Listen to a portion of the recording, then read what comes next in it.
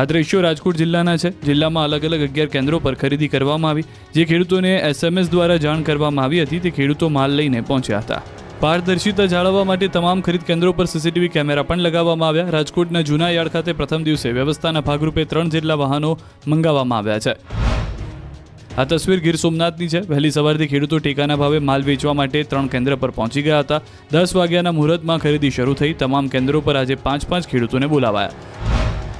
આ બાજુ ભાવનગર જિલ્લામાં આજથી ટીકાના ભાવે મગફળી, અડદ, મગ અને સોયાબીનની ખરીદી પ્રક્રિયાનો પ્રારંભ થયો। જિલ્લામાં ભાવનગર, મહુવા, ગારિયાધાર, તળાજા અને પાલીતાણા એમ 5 APMC સેન્ટરો પર ખરીદી શરૂ થઈ।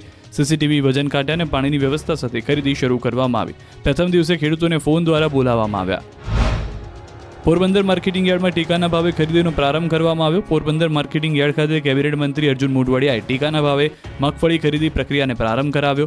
પોરબંદરમાં કુલ 35,106 જેટલા ખેડૂતો દ્વારા ટીકાના ભાવે મગફળીનું રજીસ્ટ્રેશન કરાવાયું છે। પ્રથમ દિવસે 3 જેટલા ખેડૂતો ટીકાના ભાવે મગફળી વેચવા માટે આવ્યા પોરબંદર માર્કેટિંગ યાર્ડ ખાતે પહોંચ્યા હતા। અરવલ્લી જિલ્લામાં ટીકાના ભાવે મગફળીની ખરીદી શરૂ કરવામાં આવી। ખેડૂતોને મેસેજ દ્વારા જાણ કરી મોડાસા ખરીદ કેન્દ્ર ખાતે મગફળી લેવામાં આવી હતી।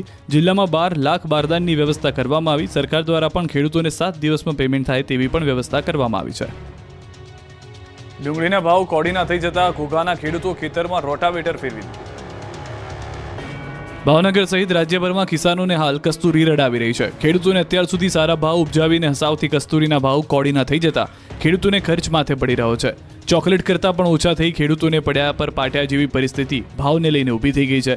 ત્યારે યાર્ડમાં ડુંગળીના 2.5 થી 5 રૂપિયા કિલો ભાવ મળતા ખેડૂતોમાં રોષ ફાટી નીકળ્યો।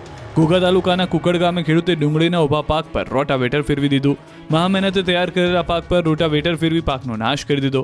50% વધુ પાક માવઠાથી બગડી ગયો। ડુંગળીનો ડંખ સહન કરતા ખેડૂતોને સારા ભાવ તો જ મળે જો સરકાર ડુંગળીની નિકાસની છૂટ આપે। સોમનાથથી શરૂ થયેલી કોંગ્રેસની જન આક્રોશ યાત્રા ભાવનગર પહોંચી। શક્તિસિંહ ગોહિલે કર્યા પ્રહાર। ખેડૂતોના વિવિધ પ્રશ્નો અને દેવા માફીની માંગ સાથે કોંગ્રેસે સોમનાથ જિલ્લાથી શરૂ કરેલી ખેડૂતો આક્રોશ યાત્રા ભાવનગર પહોંચી। ભાવનગરના ઉમરાળા તાલુકાના લીમડા ગામે કોંગ્રેસની યાત્રા પહોંચી, જેમાં મોટી સંખ્યામાં ખેડૂતો અને કોંગ્રેસના કાર્યકર્તાઓ ઉપસ્થિત રહ્યા, હલ્લાબોલ કર્યો અને સભા ગજવી।